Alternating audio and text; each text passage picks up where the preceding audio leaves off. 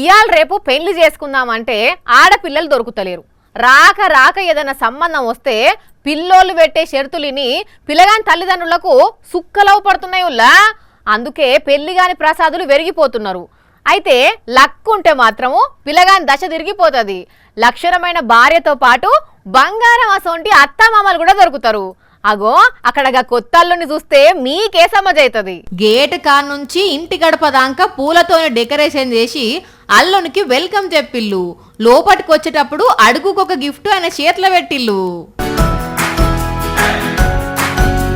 అల్లుని కండ్లకు కర్చీఫ్ కట్టి డైనింగ్ టేబుల్ దగ్గరికి గొంచబోయి కర్చీఫ్ తీసేసిల్లు. ఎదురుంగా వడ్డించిన 100 రకాల వంటకాలు చూసి అల్లుడే కాదు నెటిజన్లు కూడా షాక్ అయ్యిండ్లు. అబ్బబ్బబ్బబ్బబ్బబ్బా, అదృష్టం అంటే శ్రీహర్షదే పోన్రి. ఆషాఢ మాసం అయిపోయినాక భార్యను తీసుకుపోయేందుకు అత్తగారింటికి వచ్చిన కొత్త అల్లుడు శ్రీహర్షకు అదిరిపోయే మర్యాదలు చేసిల్లు అత్తమామలు.